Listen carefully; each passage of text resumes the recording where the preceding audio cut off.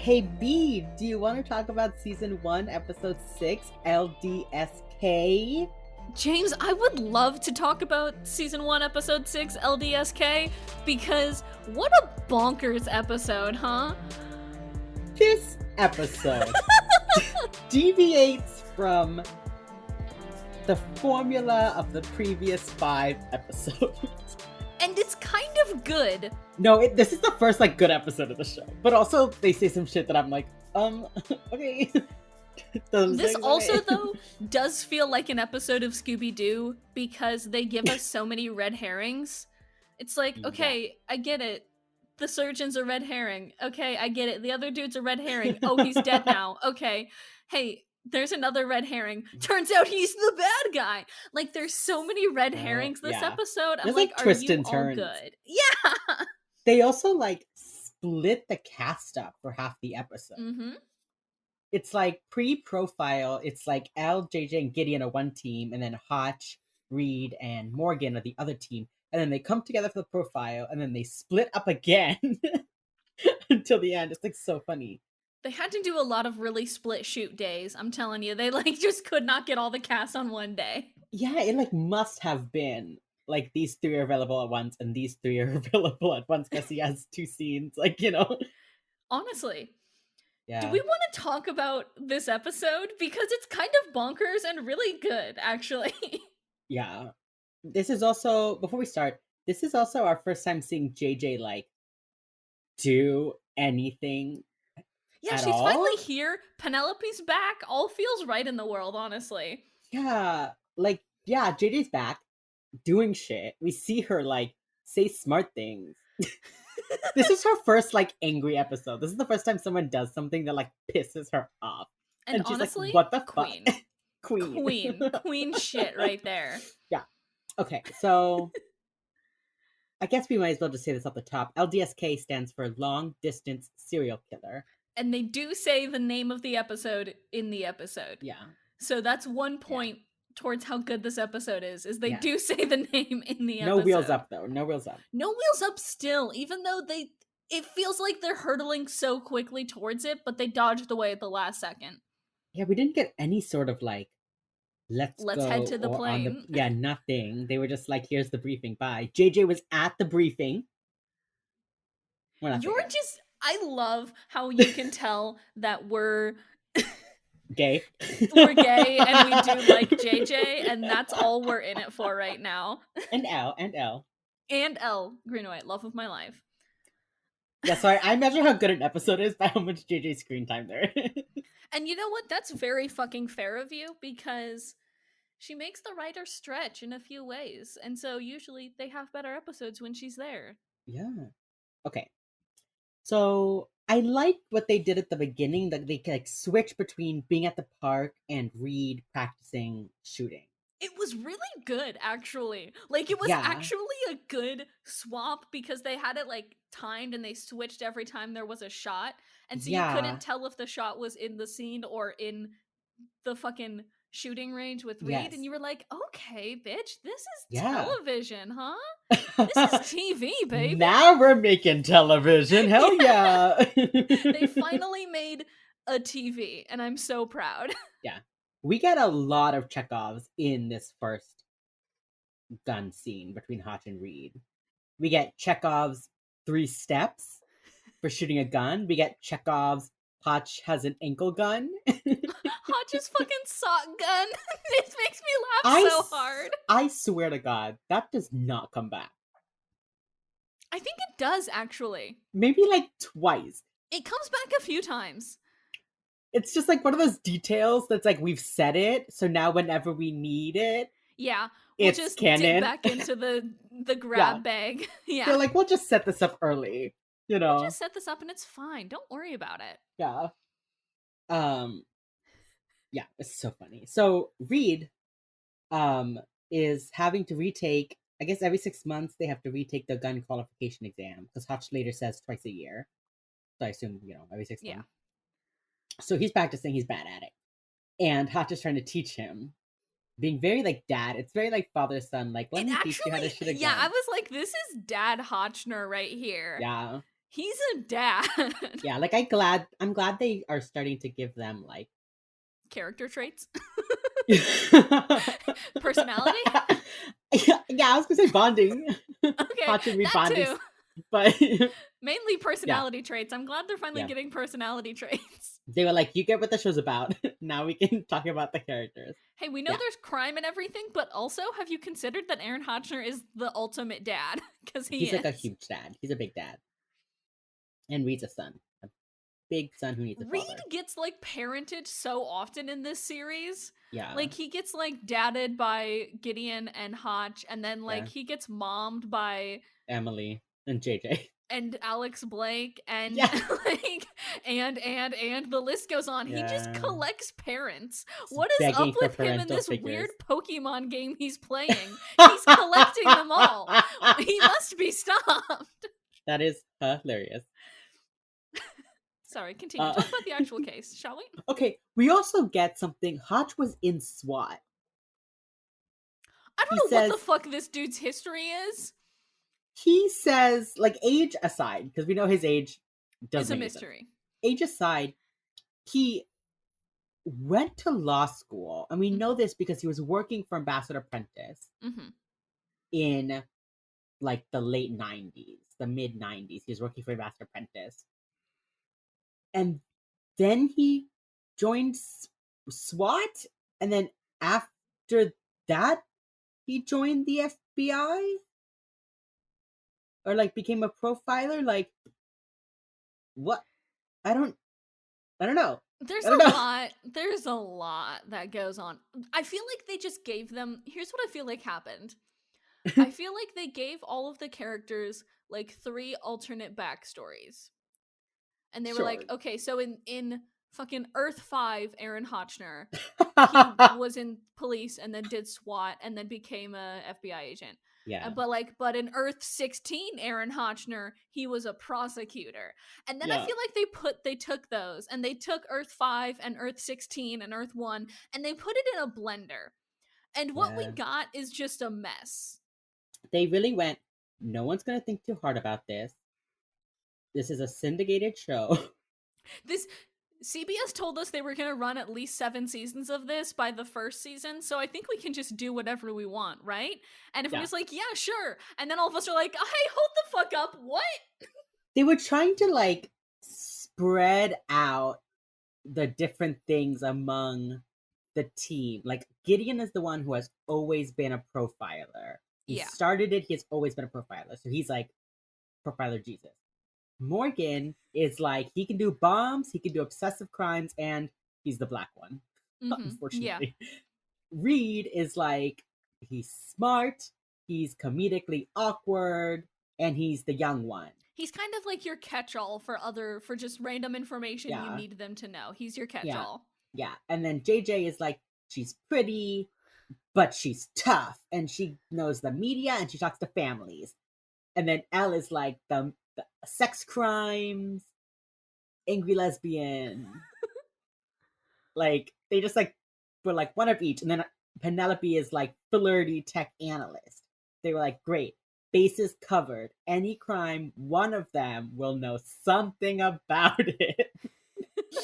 We have made the perfect team. And like, but you gave them all trauma. We have made them perfect. They are perfect.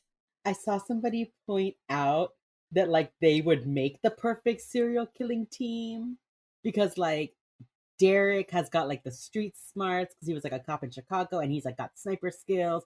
And then, like, Hotch was, like, a lawyer and he's, like, the white guy in a suit who can talk his way in and out of anything. Yeah.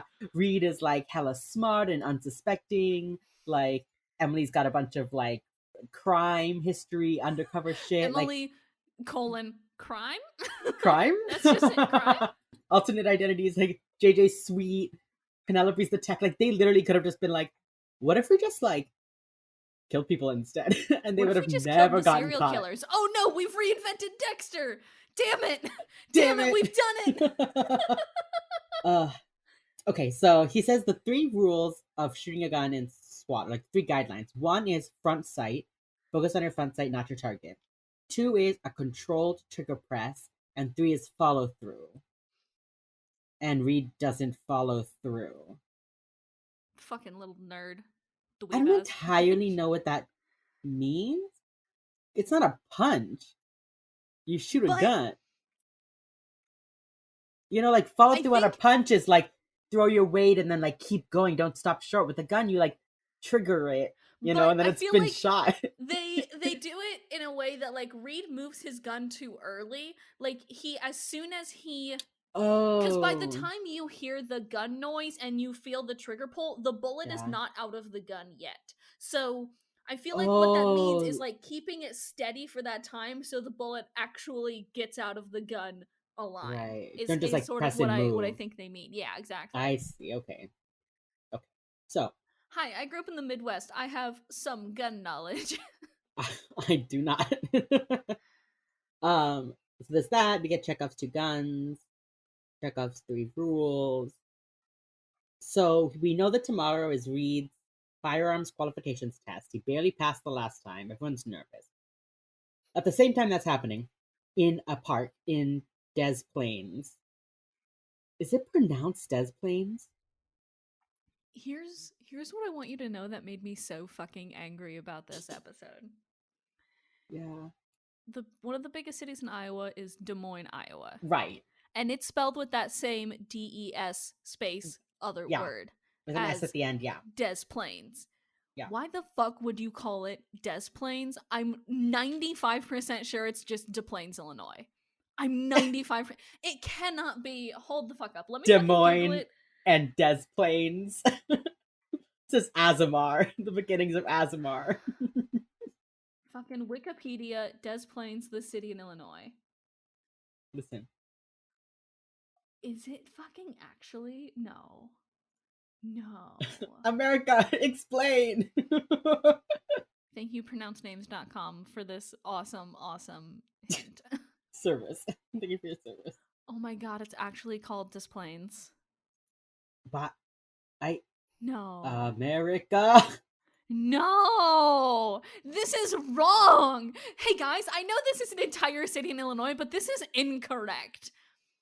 No, it cannot be. Des Moines and Des Plaines, I guess. I hate that. Hey, you know what? I hate that. I hate this so much. I hate this so fucking much. I hate this so much. That bothered me so... that bothered me so much during the episode that it was you were fucking wrong. Des Plaines.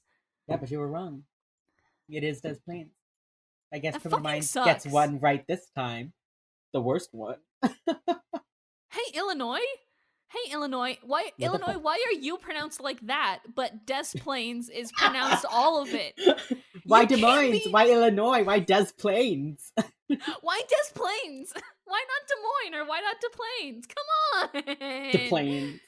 I hate it here. Continue. Let's just continue. God, I hate this. So at the park, there's like families. Someone's like playing catch with their dad. Someone's like flying a kite. Someone's riding a bike.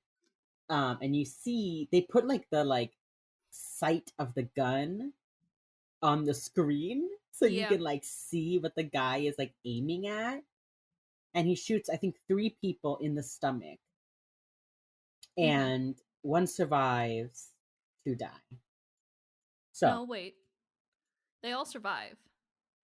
Oh, I thought one died. One or maybe in another die, one. but from a different shooting, yeah. Oh, Only one person died, though. Overall, from like 11 people that he killed, or that he shot. Okay. Only one died. Great. So, while Hutch and, I wrote this down. While Hutch and Reid are shooting their gun, Reid accidentally shoots the dummy in the crotch 3 times, and Hutch says, "Did Elle teach you that?" She just hates men so much. She just hates men so much, Your Honor, she's a lesbian. I love that it's canon. It's not even ha ha ha, Elle hates men. It's someone gets shot in the dick and they're like, "Did Elle teach you that?" It's straight up. Yeah, they do not play this as a joke. They're just No. Hey, she hates men. It is canon that Elle Greenaway shoots men in the dick. And yet, It is not canon that she's a lesbian. I can't get over the cognitive dissonance that they did with this show. Okay. They really wrote every single woman to be a lesbian, and then we're like, okay, but like none of them are lesbians. Actually, though, let's swerve. Yeah. Yeah.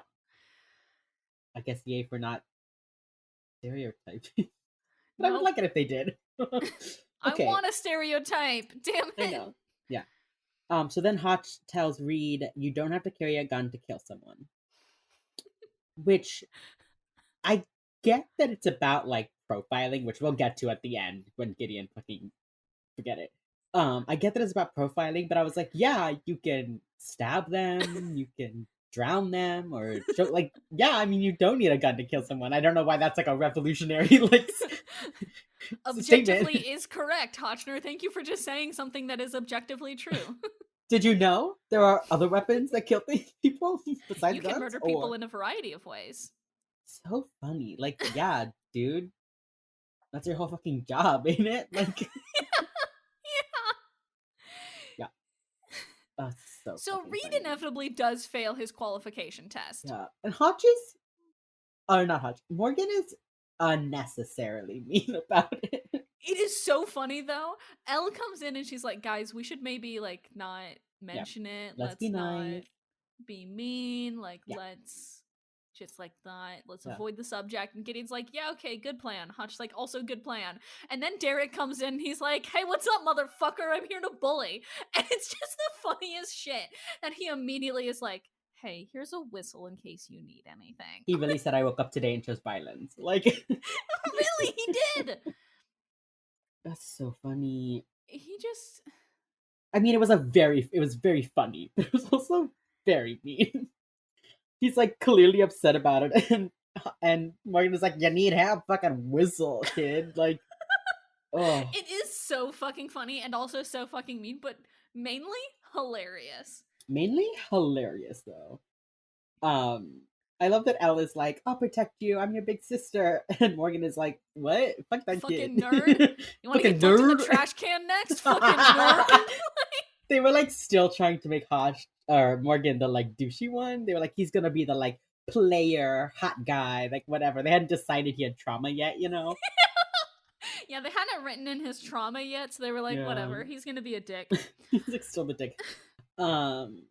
Reid fails, has to test again in 2 weeks. So then JJ comes in with her folders. Gotta love a folder. I love her and her fucking case folders. They kill so many fucking trees. So when unnecessarily. When they finally get like iPads, it's like, thank you, Jesus. It's like, I'm sure the environment really thanks you for these. But it's like they get iPads in like season 12. Like it takes them until like 2018 to be like, maybe we stop printing. Or wait, no, I thought they had it. I thought Emily had one the first time she was at the BAU. Do they get I thought them? They were doing it in like season 6. Really? Okay, maybe I'm wrong. 6. I just remember it happening and me being like, just now? Just now you're doing iPads like now? It took you this long, but like, okay, I guess. Okay, so yeah, they print. JJ's always got her file. She's always got her cell phone. Queen. Pick up no cell phone. So she says, we have shooters. And then Elle's like, oh, it's a sniper. And Hotch says, no, we don't use the word sniper. And Elle's like, except he does later in the episode use the word sniper. Well, here's the thing. He says a sniper is a professional marksman. So when they find out that he has had military training, it means the guy is indeed a sniper. Oh, I thought they had just forgotten that they had put this little throwaway line at the front of the script. Maybe I'm giving Criminal Minds too much credit, but that's what I assume. Okay, fair. Because he makes the point to say like a snipers are like professional marksmen, like Hotch says that. So yeah, I'm giving them the benefit of the doubt on this one for one. So she's like, okay, then what do we call these kind of killers? But she asks why, and JJ, God, rolls her eyes and is like, people don't think the FBI has a good track record with snipers. Which is true. I cannot think of anything the FBI has an actual good track record with. Nothing. They're not great. They're not good. Hey guys, hate to break it to you. FBI not good. They do be bad at things though. They do be bad. Yeah, so she's like, we don't say sniper because like the public doesn't like it when the FBI It's a talks branding about issue. snipers. It's part of our marketing. It's like literally a branding issue. Literally. Yeah. So they call them an LDSK, which stands for, go ahead. Long distance serial killer. Which is so fucking stupid.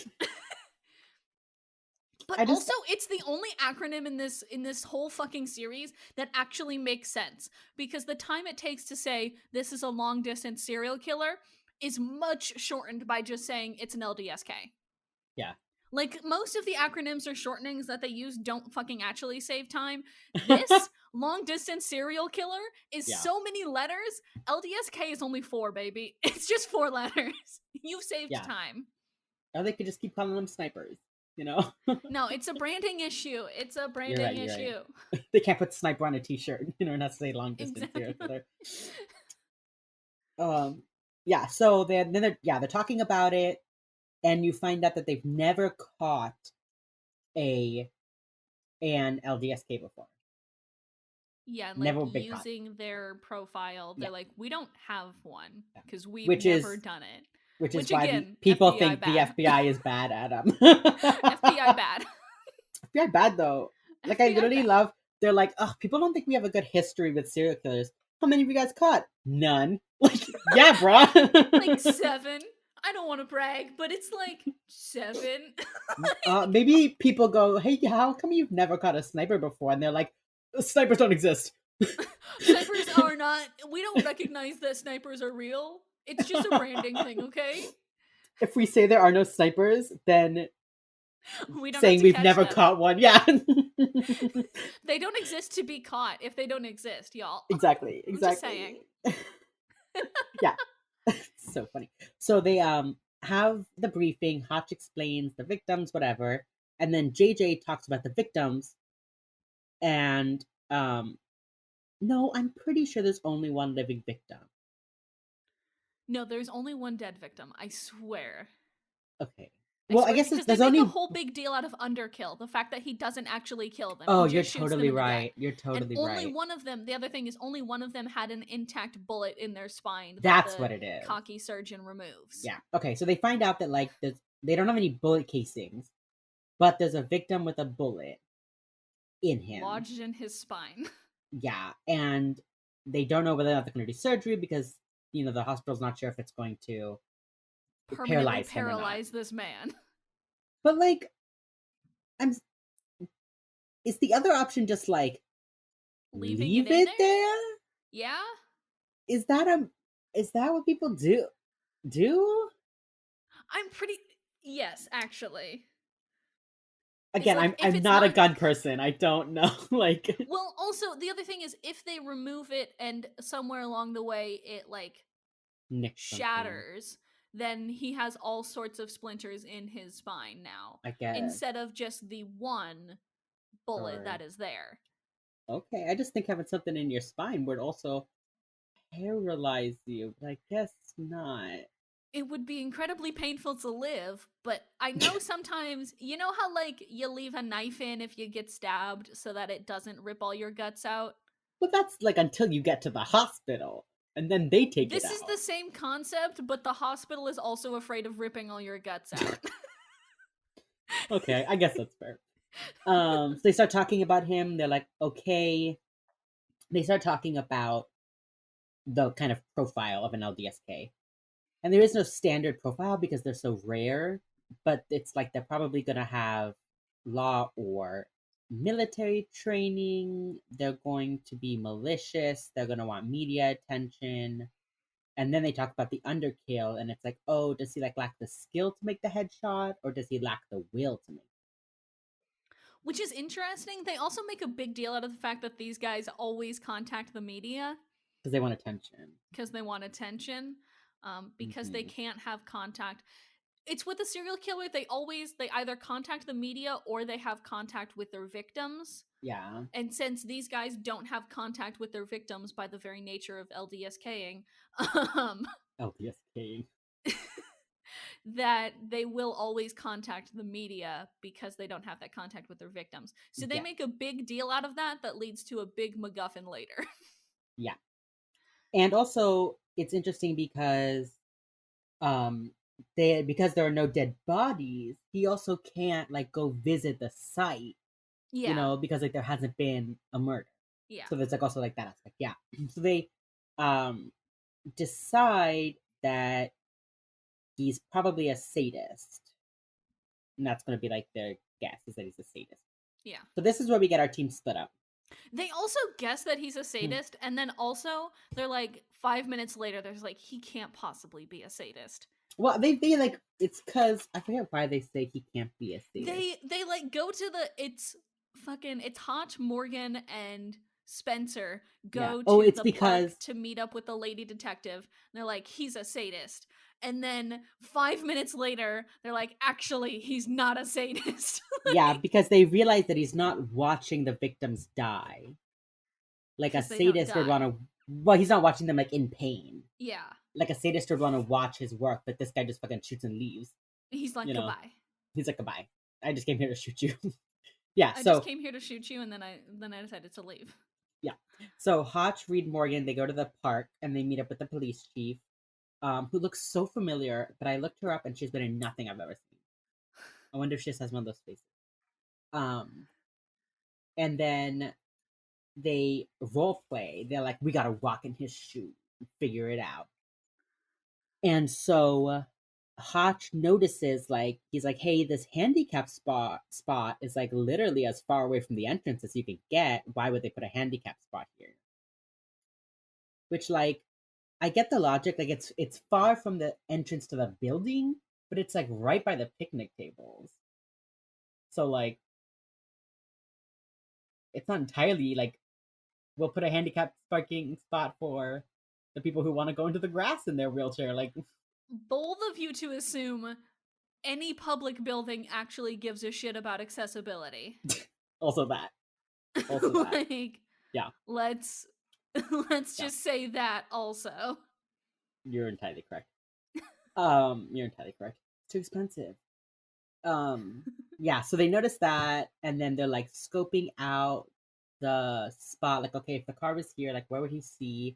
And they realize that like he came beforehand and like looked at the area and then painted a stencil of a handicap parking spot, which is interesting.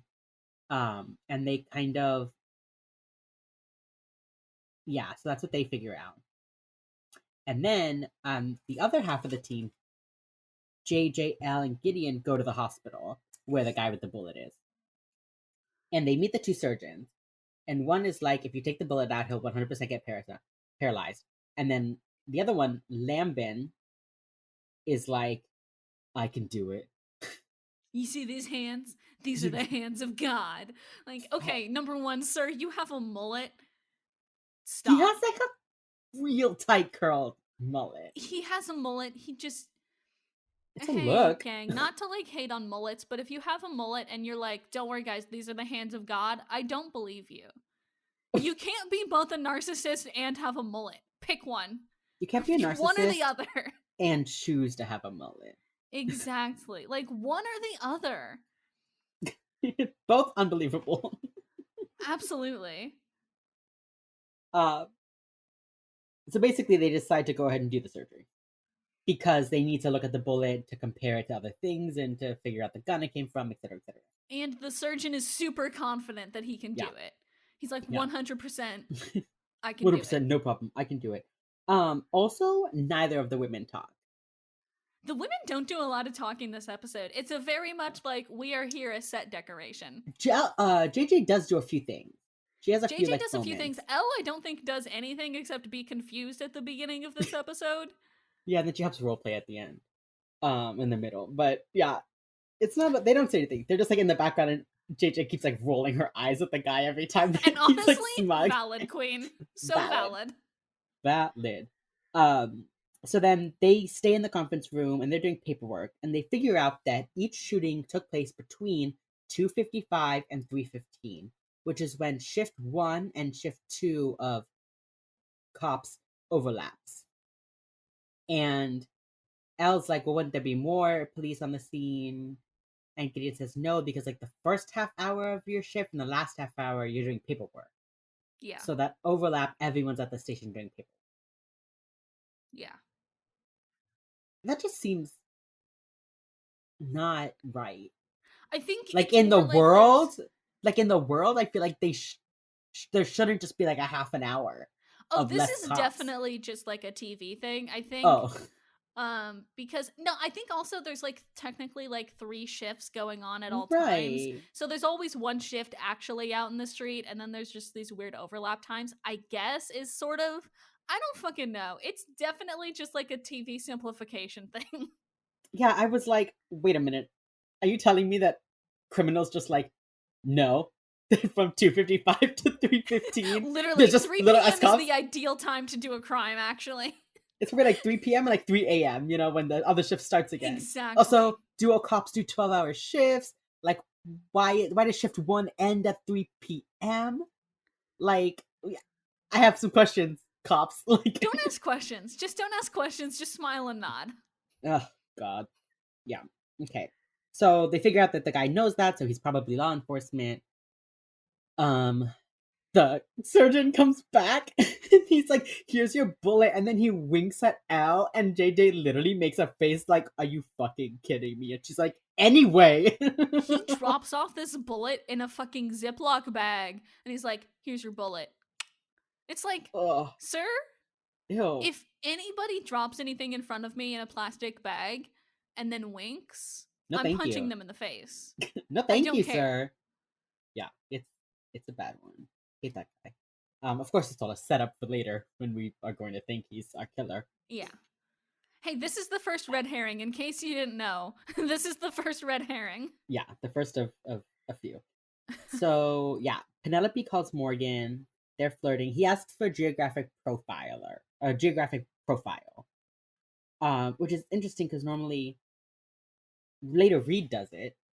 That's like his thing. Later becomes the geographic profile. That's like always the first thing that he does. So it's just interesting that they had Garcia do it. I guess they just needed to give her something to do. Yeah, this episode they make her do profiler work, and I'm like, later she demonstrates that she does not do that. I mean, I guess this is the geographic profile stuff is easy enough, I guess, to just be like, plug it into a computer, here's your zones. Yeah, it's just interesting how that changes later because later it's like literally like Reid is the one who always does the geographic profile. So it's just interesting that at this point they're like, oh, we'll have the computer person do it. It makes sense. Yeah. They just change it later like they do everything. Yeah. She still does it later. I think the geographic profile is the one thing that's sort of almost consistent with her is they always have her like pinging locations on a map and shit. They have like Reid will sit down with the map and he'll pin it, he'll draw his lines, and then he'll call Garcia and say, look at this area. Like that's how they do it later. Yeah. But this time they're just like, hey Garcia, anything? Hey, do it off screen, please. Thank you. Off screen if you could just give us this info later. Thank you. Like yeah. So then we find also, she's out back. She hasn't been in the last few episodes, right? She's back finally. They mentioned her last episode. But she wasn't there. Sure, she wasn't there. But she's back this time. I saw her wonderfully like over red lipstick lips and I was like, Queen, you're back. You're back, Queen. You're back. Sorry, yeah. I just love her. Yeah. He like Morgan calls her and Morgan calls her and she says, oh my god, that's so funny. And he's like, what? And she's like, you were thinking about me and then I just happened to call you. And he's just like, okay. They're making it a little like one-sided at this point. And then he's like, I was just kidding with you. Hey, what's up, girl? Like, yeah, okay. Like at some point he's just like, all right, I like this. And he just like yeah. So she calls. Oh, they figure out that the unsub only crossed into a different police jurisdiction by like 1/6 of a mile. Like he purposefully like went just far enough out of the like district, the lady captain's jurisdiction, yeah, so that like because he knows how hard it is for like different police stations to talk to each other. Yeah, so they're like, okay, so he definitely like knows. And they find out that he's using an M16, which is used by like not used by the regular military. The regular military uses M4s, so he must have been like special ops. to know how to use an M16 well because they're like harder to fire. Yeah, it's apparently the world's most difficult gun, I guess. Yeah. And so they realize that because he has the skill and is shooting this special gun, that the underkill must have been deliberate. Because if he's that well trained, he would be able to shoot them in the head if he wanted. And they find out that Garcia can't get a geographical profile because she needs more data, and the only way to get more data is more scenes of crimes. Yeah. And so she's like, are we just gonna wait, I guess? And then the next scene is the guy just going on a fucking rampage, apparently. Yeah. Morgan is like, oh, we'll get another one. And then immediately it's like, another one. He shoots up like outside seating at like a restaurant. This woman. Oh gosh. This woman. She's just talking to her, I assume her husband or whatever. And they're just like having a normal conversation. And then all of a sudden she's like, okay, are you like, good? She's like, damn, my stomach hurts. She's like, I'm gonna go to the ladies' room. And then she stands up and he's just like, oh, honey, you have something on your shirt. She obviously got shot, motherfucker. It's like so clearly a bullet wound. Yeah, so she falls over, more shots, whatever. Cut to Gideon, JJ, and Elle go there. And it hasn't even been 24 hours since the last one. So they're like, okay, this guy is like desperate to do this. I thought it was really interesting that JJ is like, we need a profile right now. Are you ready? And I was like, since when is JJ like, excuse me, where's my profile? Like, clap, clap, little profile boys, let's go. Yeah, it was so funny. She's like, are you ready? We need a profile. But then she's like in front of the cops and she's like, this profile is not for the media. Do not tell them, it will get people killed. And then she like walks away. It's a very weird, like, children giving a presentation in front of their class in 3rd grade where she like waits, nods, walks away, and then Hotch walks up. And I'm like, her like couldn't have scripted this any better. Her like brown skirt suit. Yeah. They really were like, we need to make JJ look like she fucking does something. So she's like, don't tell this to the media. I'm the media liaison, and that means I know what I'm talking about. Okay, here's Hotch. Goodbye. Here's like goodbye. Did you also so notice? Funny. I don't know if you noticed this or if this was just a me thing. In the lower left-hand corner of the screen, I think it was this profile scene, and then in one of the hospital boardroom scenes, there's like a little bit of futz in the shot. Just like, you can tell they didn't clean the lens correctly. Oh my god. Something just got onto it because, hey guys, spoiler alert, the first 3 seasons of Criminal Minds are shot on 35mm film. And you can tell sometimes, mainly by the way, that there was just like a little hair or something in the lower left-hand corner, like right near the bottom, that was just there because I guess somebody didn't do their job correctly. And I'm not gonna lie to you, it took me so far out of this fucking scene. Out of the scene? I was just like staring at it the whole time, and then finally, like fucking 30 seconds later, it went away, and I'm like, oh, thank God, they replaced the roll, they cleaned the lens, thank fuck. Sorry, that just really bothered me. That's because you went to film school. God, film school sucked the life out of me. Now I just realize these things. Bro, that's me in theater though. Once you know how something works, it's like forever ruined for you. During the profile, I wrote not media, very bad. Good job, Seth. Not media, very bad. Hey, guess what happens about 5 minutes later? I know. So Gideon's watching the police stay in the profile. The police are like laughing, like, haha, the profile, whatever. And then one of the police officers is like, hold up, you're saying it's law enforcement. That's ridiculous. Which, is it though? There are so many serial killers over the course of the series that are law enforcement. Yeah. They make a point to like actually, yes, make it fucking law enforcement. Like, they do it very often. Yeah. They're laughing. You get a bit. Then the chief is like, "Guys, shut up. Please take this seriously. Everybody shut the fuck up, please." I love that like 11 people have been shot, and the cops are like, "Ha ha ha! You think it's who?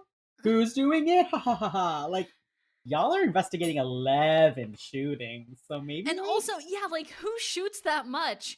Oh, right, cops. I know.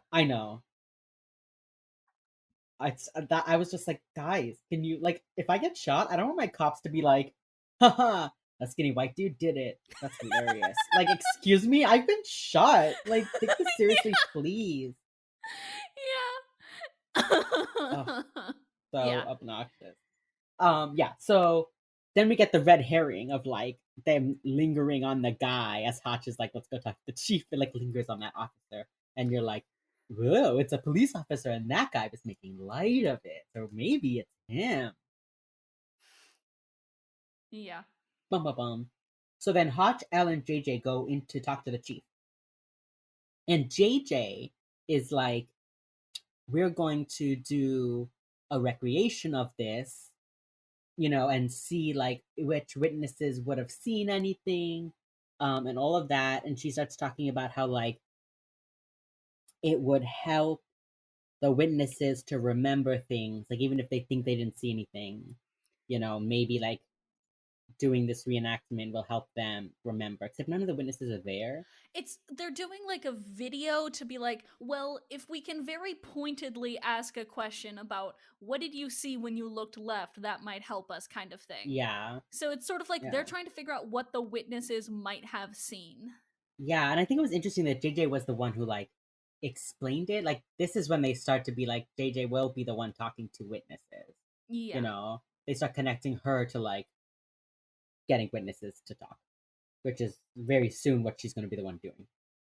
I will say though, in a few episodes, they like make a point of like having an episode where JJ like saves the day, or like by her talking to the people, they get the information, Mm-hmm. and Hotch says something, and she's like, "It's nice to feel seen." So they do recognize that they're not using her enough, At some point, they like start to rectify that, but it takes a moment. Reid and Gideon. So Gideon is like at a desk, and Reid goes to go talk to him. And Gideon is like, I can tell that you feel bad about not passing your qualification. Don't worry about it. All we need is a profile. You don't need a gun. You only need a profile. And Reid is like, okay, but like having a gun though would help. And Gideon's like, the footpath killer had a gun, and I had a profile, and I'm here, and he's not. It's like, okay, Gideon. He really just brushes that off so easy. It's like, whatever. Yeah. Who cares? Who cares? Not the same type of killer. Not like that was a long time ago. Reid is not Gideon. Like, there's a lot of things wrong with your statement, Gideon. Just casually, like, I'm better than you, by the way, don't you know? Like, okay. Yeah. So then we switch to back to the park. And they have like a mobile command truck that's got like the screens where they can watch the video camera feed. JJ's in there like watching the news, I guess. Like, she's just like watching the news. Yeah, everybody else is looking at those 5 screens. JJ's over here looking at CNN. I think what is so funny to me about early JJ is that she is always doing something. She is always texting, on the phone, watching the news, reading a file, typing on her laptop. Like, she is just busy as hell, but we never learn the like specific detail of what she does. Like, do you have to constantly be watching the news? She just has ADD, it's fine. Yeah, she definitely just has like ADHD. She's like, I am watching the cameras, but I also do need to be watching the news at the same time. Exactly. Sorry, guys. Yeah, 100%. She's like, keep talking. I will be typing. I am doing both at once. I am listening to you, I promise. If I stop typing, I will stop listening to you. Like, she does have like all those ADHD. JJ's ADHD coded. I'm just putting that into canon. Thankfully, though, she is watching the news. because a local news report comes on that's a guy at the very park they're at talking about the profile. He's literally like 20 feet away. He's literally like outside the truck. She like looks on the news and he's like standing next to the park sign. And she's like, guys, what the fuck? So they go out there, and then this made me cringe so hard. So they go to the reporter, and JJ's like, I need to know who your source is. And he's like, no, that's not a thing. You. Reporters, journalists don't do that. And Gideon immediately starts handcuffing him, and she's like, under the we consider this an act of terrorism, so under the Patriot Act, we can detain you for as long as we want to. Number one, no, you don't consider it an act of terrorism. You have not talked about that at all thus far into the episode. Number two, the Patriot Act is a fucking mess. 3, ew. Ew. Ew. Ew. FBI agent walks up to you and goes, oh yeah, remember that thing that we passed that took away all of your rights? We're invoking it right now, unless you tell us the cell phone number. Like, this isn't... JJ can't just be like, I think it's domestic terrorism. So the FBI thinks it's domestic. Like, hey guys, FBI bad. FBI bad, guys. Government bad, guys. I literally cringed so hard at that. And it's so funny because in season 2, episode 10, they have a Guantanamo Bay episode. Which is also FBI bad. Which is also... Well, that one is CIA bad. BAU good. That's what they try to say. But also FBI But also bad. FBI bad. Government bad. But in it, everyone is like, you're holding this man and treating him badly? And then, like, Garcia's, like, going through, like, phone records of the team, and JJ's like, you just have access to all of this? And she's like, yeah, it's the Patriot Act, you know? And JJ's like, that's scary. Flip-flop on whether they like the federal government or not while being the federal government. It is so fucking funny. It's like, yeah, it's like if the episode is about surveillance bad, they hate it. If the episode is, we need info, and journalists have rights, it's government good, you know? Government good. Like... Patriot Act good now, I guess. Which, what a fucking mess, huh?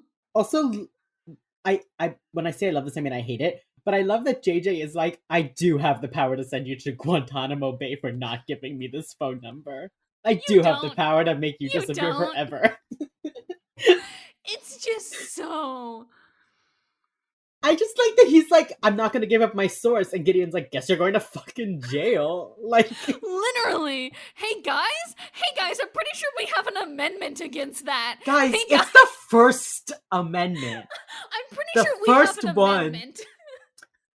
The Constitution was written, and then they went, wait, maybe journalism good.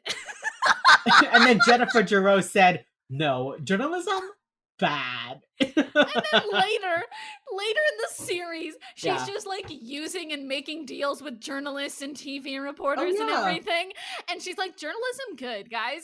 What the fuck? Federally approved journalism good. Don't you know? State media good. Oh, JJ. She looked great in that blue sweater, but she looked bad invoking the Patriot Act. She looks bad doing war crimes on U.S. soil. She's like, this guy's a terrorist. Actually, JJ, you're the terrorist. I feel like they have like a switch in the writer's room that they're like, government good, government bad. And just most of the time that switch is sent to bad, but sometimes they're like, Patriot Act good. Sometimes, like, why are you flipping the switch so much? Just leave it in one place. Criminal Minds says government bad unless it's government plot device. Government plot device good. Government in general, they're bad. This is Gideon, I told all your cellmates. You snitched. Like, government bad, guys. Okay. Enough of that. You guys get the... So, they get the phone number. Hotch calls Garcia. And she says, Rainmaker, how wet do you want it? And he says, it's hot. It's hot, listen. Listen, I'm Hotchner. I don't want it wet. Let's go. It's so funny because, like, sometimes she gets a phone call. We never see her like look at the caller ID. She just like hits her phone and it answers. Which but like is valid because she works with a bunch of FBI agents in the field. It's valid to just be like, yeah, sure, what's up? Hi. Yeah, but sometimes she hits it and is like, hey, Morgan. And then sometimes she hits it and says something embarrassing and they're like, it's hot. And she's like, oh no. Like, I like that she's just like guesses every single time and sometimes she's right and sometimes she's just not. Just the dangerous roulette game that she plays. Yeah, she's literally like sometimes good, sometimes bad. I just love that quote. Rainmaker, how wet do you want it?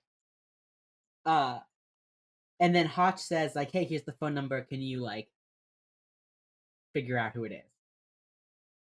And they realize this is when we see on screen the sights of a rifle.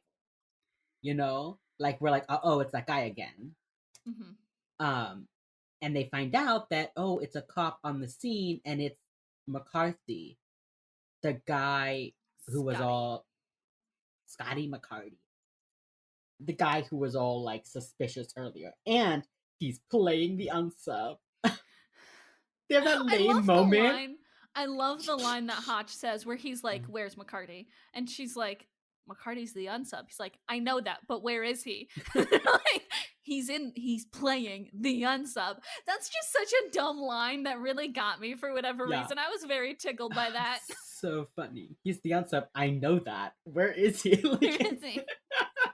I also like how they're like, we made him the unsub because he was like out of line at the briefing, so his punishment was to go sit in the back of a hot car all day, which like actually okay, sure, that's believable. You gave me a believable reason as to why he is the unsub now. I feel like that was a very good little thing that they did. They're like, this is his fucking reprimand. And they find out that he like, oh, he has a tattoo that shows that he like used to be in the Marines. So then they call Elle, and Elle does this like very slow, long step walking out of the line of sight, just like do. And then they're like, okay, we're gonna get him. And then fucking Morgan just goes, Reid, get down, and tackles him to the floor. Just like full on, just football smashes Reid into the ground. Reid's back is broken after that. And not in a good way. His dumb, skinny ass does not drink enough milk to keep those bones strong. He is a broken man now. Yes. So SWAT surrounds the car. They put like a smoke grenade. They pull him out. They arrest him. And they're walking away. And then all of a sudden it's just like, pew! He's been shot in the forehead. And this is like the first time that he's like deliberately, that this killer has deliberately killed somebody. He has sniped. Yeah. And then we learn also, which I think is very cool and they do not talk about it enough. So when McCarty was in the trunk, he had the trunk open to shoot out of it. But the actual LDSK, like his license plate, it like goes down. Yeah, which is I was so like, fucking damn. cool. I know. I was like, damn, that's real cool. Yeah, I was like, ooh, fuck, get it, boy, let's go. They like don't mention that. That's like so cool. They just like show it that one time. They're like, ha ha ha, we thought of this. So he dies. And they're like, okay, he must be escalating because he killed someone. But they also figure out that like he didn't contact the media. He's not like seeking that attention. So if he's not contacting the media, then he must have contact with the victim. So they're like, okay, he probably works at the hospital. And then I loved this scene. They like go back to the police station and they all sit in like little tiny desks. They're all back in fucking middle school, I guess. Oh, it was so funny. I like understand the purpose of a classroom to teach cops things. Like I get it. But it was just like so funny for them all to like shuffle down. Like Gideon sits at a fucking like school desk. It was like, okay, cool, I guess. Love that. And they figure out that it's hero homicide, where he hurts them just to save them again. And there's no record of it because they didn't die. The hospital like doesn't keep a record of deaths. Like there's nothing that would seem suspicious because they always get healed and leave the hospital like they should. So that's how most hero homicides kind of fly under the radar, basically. Reid talks about one nurse who killed like 25 people, and that's just the ones they know of. And the lady cop chief is like, if he was trying to save them, why'd he kill 25 people? And he's just like, he wasn't very good at it. Fucking roast him! Hell yeah!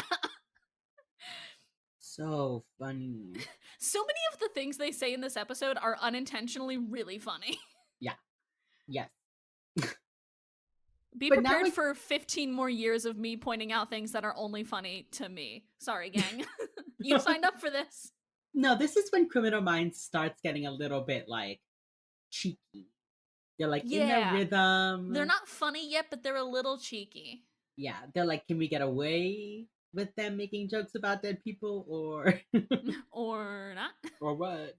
Yeah, so they start suspecting Lambden.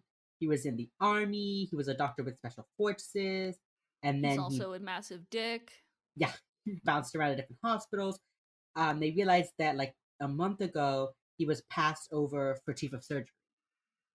And so they send Morgan to go get a warrant for his house, which comes to nothing. Yeah, Morgan just isn't here for the last part of this episode. Shamar had something better to do that weekend. No, he's there. He's there.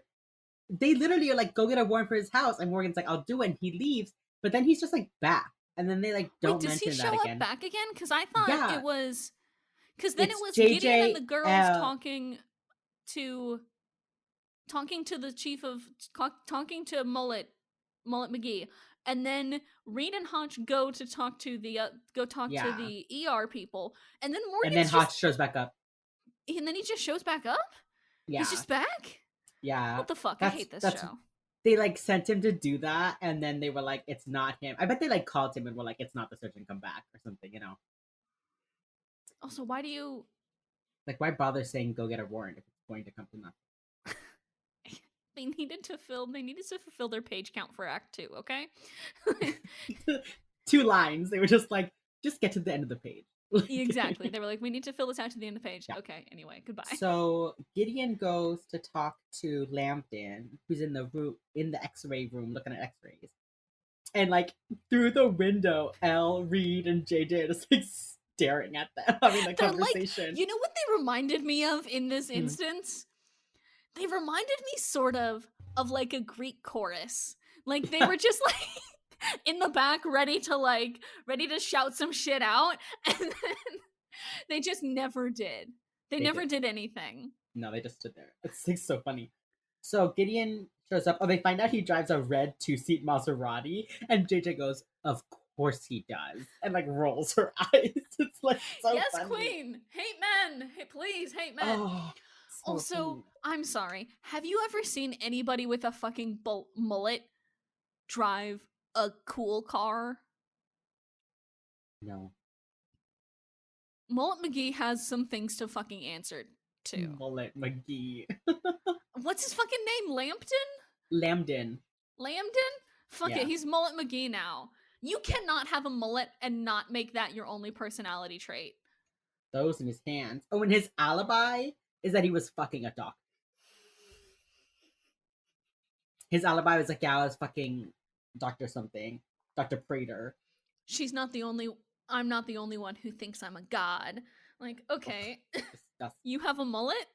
Also, down. can we talk about how he won't shake hands, but he will have sex? I just feel like, does he just hold his hands up and like let her do the work? Like, I don't understand. There's still hands involved, sir. I hope. Yeah. Listen. Fucking Mullet McGee. We never see him again after this scene. Yeah, he just disappears into the ether after this, thank God. Yeah, thank God. So then Hotch and Reid go to interview the doctor to corroborate the alibi. JJ and Elle stay to talk to Gideon. Yeah. Yeah. So then Hotch and Reid go into the ER and they look around and they're like, oh, like a surgeon would only have access to one victim at a time. And maybe only the one if like another surgeon got the other victims, you know. Mm-hmm. So they were like looking around the ER and they're like, but wait, if you were in the ER, you would have that same thrill because you're like actively seeing all of that. So they realize it must be like an ER doctor. The ER doctors have the same shifts as policemen, and that would give him contact with his villain, with his victim. You're fucking calling the people who got shot villains. It's a mistake. Damn, it's a mistake. Harsh. Nobody's innocent. So funny. So then Reid starts to like make a phone call, and the nurse is like, "You can't use your phone in the hospital." I feel like they could have just shown their badge and been like, "Yes, I can." I'm an FBI. Or like walked out into the hallway, like in the whole hospital. The whole hospital, you can't no make a cell phone phones call? in the whole They're hospital. also 5 feet away from, I assume, the entrance to the ER. Yeah. So like just step outside. Yeah. So they talk to the woman who's like, I don't know, I have no idea. Then they start describing him as just being like a terrible employee.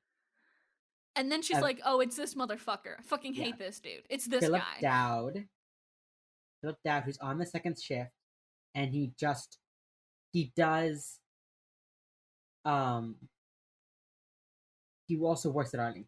Yeah, he picks up shifts at the other hospital. At the other hospital. The fact that it was called Arlington really threw me because I kept. You forgot that we were in Des Plaines, Illinois. Yeah, I was like, "Are you telling me he like flies to fucking Arlington, Virginia to like pick up shifts?" I was like, "What?" And I understand that's the name of the other hospital, but it was just like they couldn't have picked like one that wasn't the same name as a major city in another state, or like. You have to realize that every town in the Midwest is named after some other bigger town. Is it? There's a Manhattan, Kansas.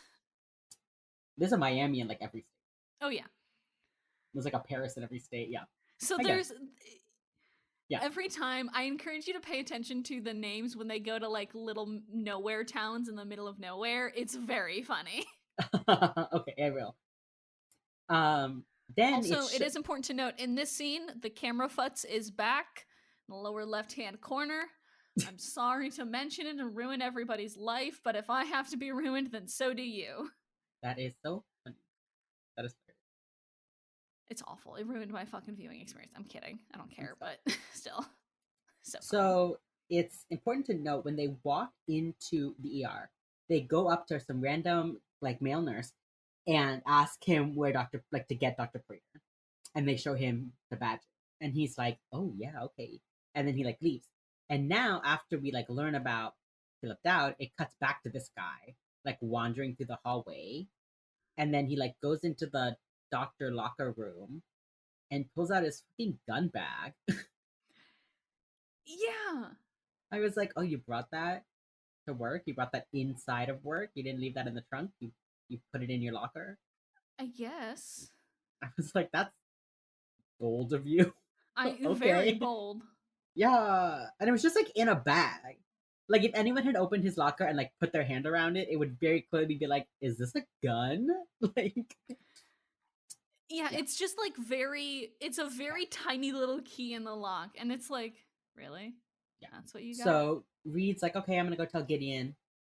And then the guy just like smacks Reid in the face with this fucking gun. He just fucking clotheslines at the end of this episode. He gets fucking knocked the fuck out. He gets beat up by Hotch later. Oh my god. They're so mean to him in this episode. The guy has the gun. He takes Hotch's gun from his belt. The only takes the belt gun. Only takes the belt gun. Because Hotch is like pointing it at him. And the guy's like, "Make it a headshot because this gun is on full automatic and you're fucking, I'll shoot everyone if I go down and you don't kill me." Which, okay. Hotch puts his gun down. They get handcuffs put on them. And the guy's like, "What kind of, FBI agent doesn't have a gun?" And Reid's like, "Well, I'm a profiler." And the guy's like, "Oh, did you profile me?" And this is when Hotch goes, "Reid, shut up." Which is honestly so fucking funny. Reid really does just get bullied. Yeah, it's hilarious. And then Hotch is like, the whole time, Hotch is like praising Dowd and being like, "They sent me in here with like an unarmed fucking rat. kid. Like, they don't even care. Like, I trained this kid and he still fails. Like, just being really like arrogant and like, I caught you because I know you. Ha ha ha. Like, all kind of like creepy. I don't know if we're supposed to like believe him. I mean, like, kind of, I guess. He's just like such a nice fucking guy the rest of the show. And then they were like, oh, by the way, we're gonna make people think that he may also have been a serial killer. Or like, you know, it's like, did anyone suspect for a moment that Hotch was like siding with the serial killer? Or are we supposed to be like, oh, how clever, you know? I think it's more of like a Hotch is playing him kind of moment. And we like know that. And we know it, but the poor killer does not. The poor The killer. poor No, he's killer. a fucking dipshit. I hate my him. poor little baby. He's also serial played killer. by fucking Lassiter from Psych. Yeah. Which is so wild. I saw his face and I'm like, oh, so that's the killer because that's like an actor. I get it. Yeah, that's somebody who I've seen in other things. That's the unsub then. Every time you see someone you like recognize in a show like this, it's like, oh, so you're the killer. So you're the killer then. Yeah. Cool. There's an episode with like Terry. Oh, I don't remember her name. The blonde mom from The Fosters. And she's just like in it, and they like walked in, and I was like, oh, it's her. They like go to interview her, and I'm like, oh, it's you. Like, okay. The only exception is when you see like somebody who, if you see a like teenager who went on to become an actor and other things, then you know that they're a victim. That's how you know. If they're an adult who does things, who's an actor, then you're like, oh, so you're the killer. But if they were at the time like a teenager who then later becomes an actor, then they're the victim. I'm looking at you, Kaylee Bryant from fucking season 12, who's now on Legacies. I'm looking at you, girl. So, yeah. Or sometimes they're like the bad police chief they fight with the whole episode. So they got someone with a name because it's like a big part, you know, that kind of thing. Yeah. I'm sorry, I have fucking CW show brain rot and will mention Legacies at every chance I get. I'm sorry. We've all got our things. We know what my things are. These are your things. Then we find out from Gideon, Elle, JJ, Morgan team that Dowd was a ranger who was kicked out for behavior unbecoming. Don't know what that means. It's a very vague way to say that we didn't look up actual ways to get discharged from the military. We just said behavior unbecoming. Why didn't they just say he was dishonorably discharged? Like, I don't know why it had to be like a specific thing. I don't know what behavior unbecoming means. Like, he was like fucking, like what? Like, what does that mean? Like, what was his crime? Was his crime fucking too hard? Was he fucking too much? That's just unbecoming. That's just unbecoming. You can't fuck that hard, man. Listen. It says here you were discharged from the army. Oh yeah, they didn't like how hard I was fucking. Like, they didn't like how I fucked this hard. They're like, hey, I think you're in the wrong professional field. You could make a real killing. You've got a skill here. Industry. You have a skill, and it's not for military work. Okay, then the guy was a cop for 9 months, and now he's a nurse, and he like moves around to different hospitals. Mm-hmm. So Hotch is like pretending to hate the FBI, yada yada yada. And Gideon he's like goes. I can't believe they fucking sent me in here with this kid because they know that shit's gonna happen and I'll die. So can't fucking believe that they decided to kill me like this. Yeah. So then outside the room, Gideon asks the SWAT chief for more time. And they're like, they're unarmed. And Gideon's like, they have the most important thing. They have his profile. And the SWAT guy is like, yeah, I'll give you 3 minutes. Literally, he didn't even give them 5. I know. He was like, I don't know what kind of bullshit you're peddling, but I guess I'll wait for 3 minutes. Like, what? He's like, the profile helped us figure out who it was. The profile does not stop a fucking bullet. Yeah. So Gideon could have said so many other things to make that actually believable. He could have been like, they're more resourceful than you think. Give them time. But no, he's like, they have the profile. He could be like, give them a chance to talk their way out of it. Like, even that, the guy could have been like, you're right, they are professional, like, talkers. You know? But it was they just talk like... professionally. They talk professionally about things and people. Yeah. So then Hotch tells the unsub, like, oh yeah, Reid failed his qualification. And he says, listen, we're probably all gonna die. So he's like, when they come in here, we're all gonna die. And you hear in the background people being like, huh? Like when he's like, we're all gonna die. Some people in the back just like whimper. And I was like, they're yeah, like, Hotch. They're like, excuse me. They're gonna leave this experience thinking what we all know. FBI bad. Yeah. So Hotch is like, listen, we're all gonna die.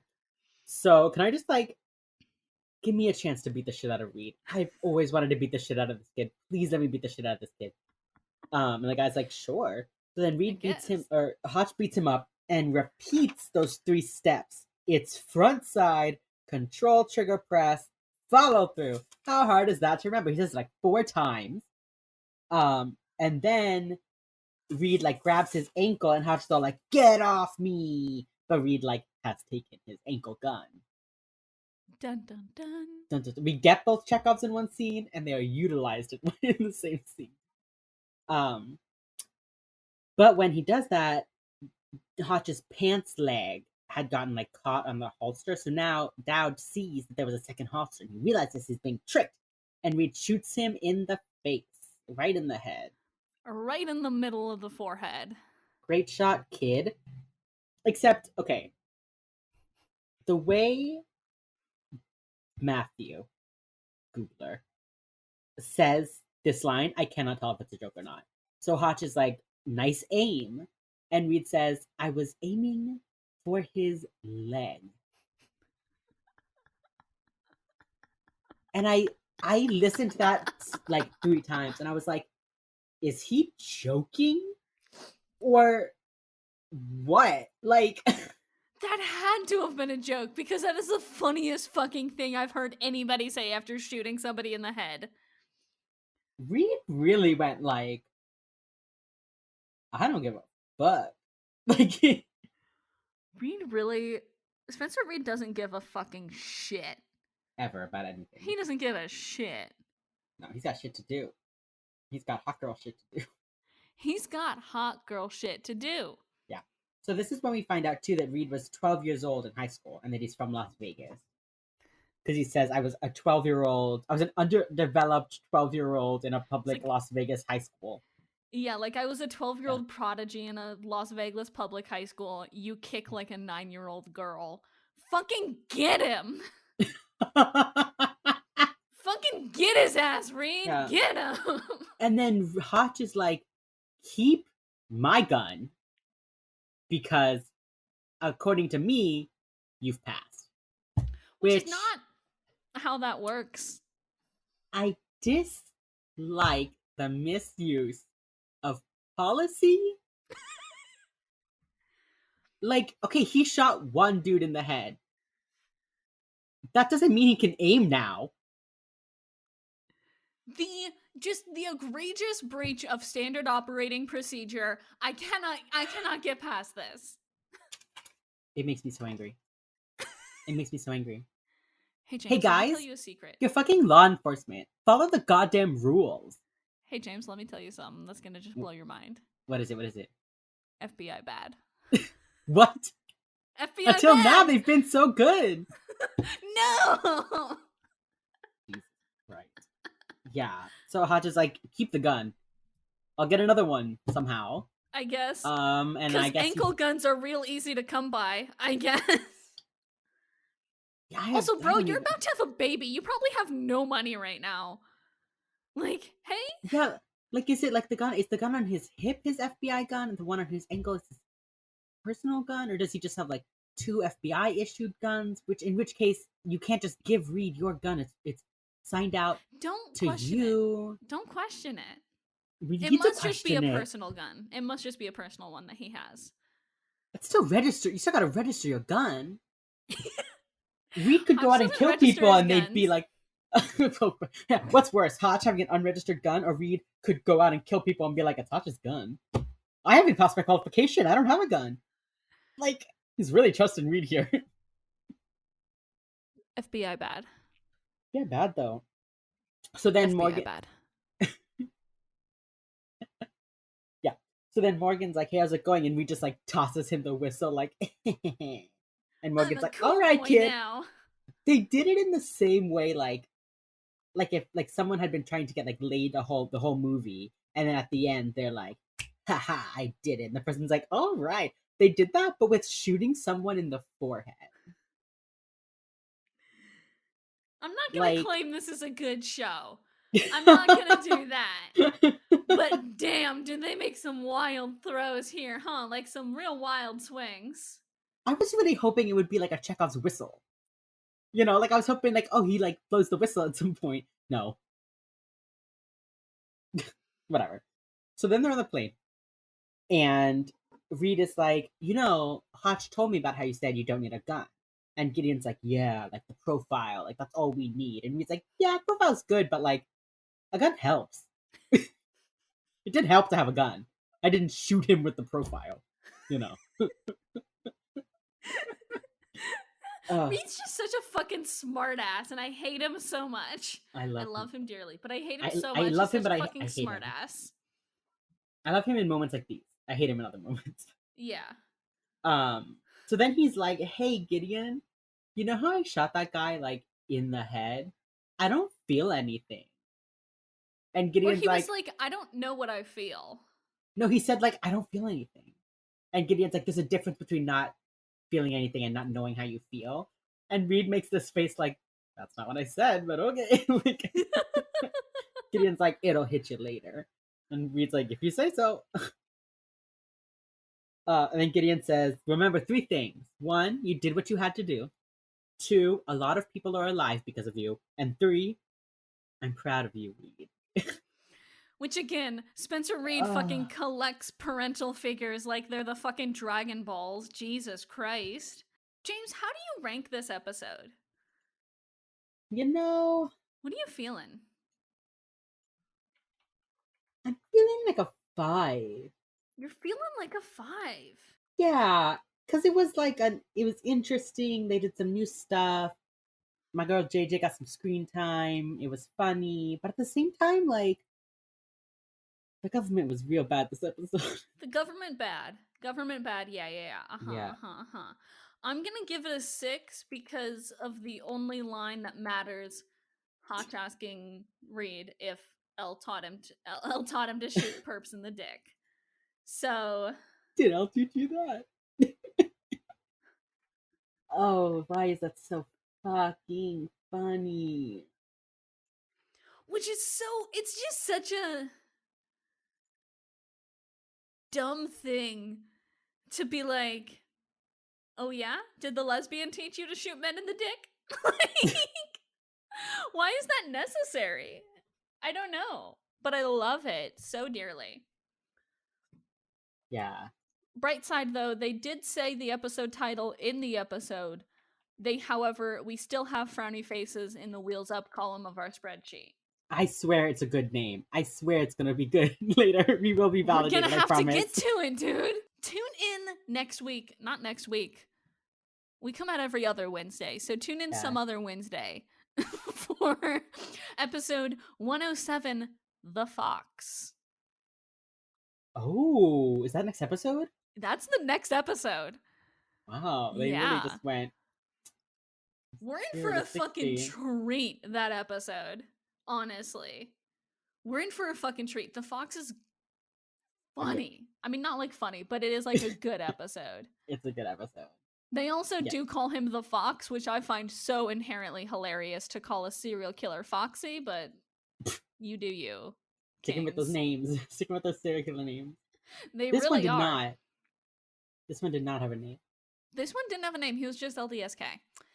Anyway, y'all, until then, fucking keep up with us on social media. We are at Wheels Up everywhere. If you want to, please, pretty please, give us a rating on Apple Podcasts. I want a chart for some reason in some country. I just think it'd be fun. So give us those ratings on Apple Podcasts, babes. Get us please. to number 100. Get us to number 100, please. I will take the bottom spot on a list. I also do want to be number 69 on a list. I just think it'd be so funny. Hell yeah, the sex number. The sex number. The sex number. That's it. That's all I have. What's our outro? In the words of the immortal Garcia, Rainmaker, how wet do you want it? I love that because it doesn't make any sense.